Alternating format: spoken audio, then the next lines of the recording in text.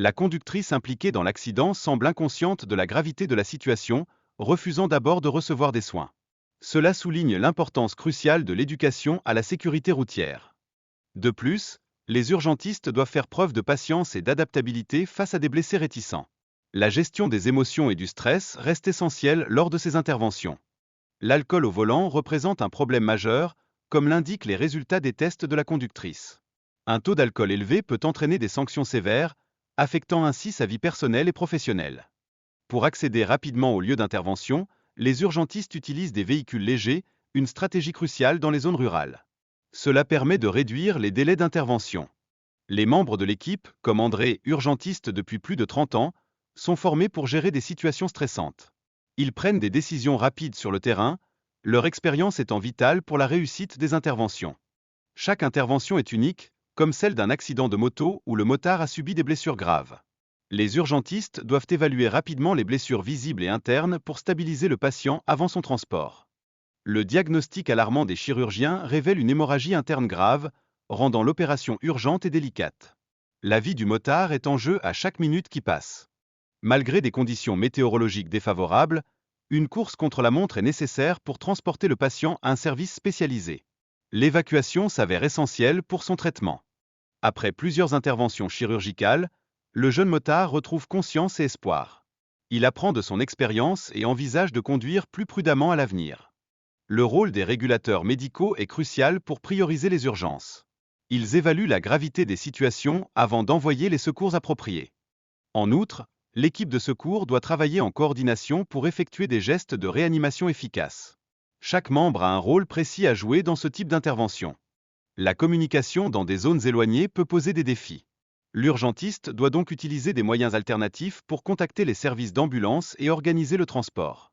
Après des événements traumatisants, les urgentistes se regroupent souvent pour partager leurs expériences. Cela leur permet de décompresser et de soutenir émotionnellement leurs collègues. Les décès d'enfants, comme ceux d'un enfant de 2 et 13 ans, sont particulièrement déchirants pour les intervenants. Ces tragédies les hantent et jouent un rôle dans leurs souvenirs difficiles à gérer. Lors des interventions, les urgentistes doivent maintenir leur professionnalisme malgré l'intensité des situations vécues. Ils doivent répondre à d'autres appels sans se laisser submerger par leurs émotions. L'importance de l'hôpital lors de l'accouchement est soulignée, en particulier en cas de risque d'hémorragie. Les professionnels de santé collaborent pour garantir la sécurité de la mère et de l'enfant. Par ailleurs, les émotions jouent un rôle clé lors des naissances. Les sourires des parents et des soignants créent une atmosphère positive, contrastant avec les situations difficiles habituelles. Après l'accouchement, une nouvelle urgence médicale se présente avec un accident de la route. L'équipe doit passer rapidement d'un moment de joie à une situation critique nécessitant des soins d'urgence. Le médecin Bertrand s'inquiète d'une possible hémorragie cérébrale et interroge la victime pour évaluer son état de conscience. Sa mémoire semble affectée après l'accident. L'arrivée rapide des parents de la jeune femme apporte du réconfort, et ils constatent que leur fille a récupéré sa lucidité. La situation initiale devient ainsi plus optimiste. Un autre accident tragique est annoncé, soulignant la pression constante sur les services d'urgence. Les urgentistes doivent gérer une augmentation des cas d'accidents sur les routes.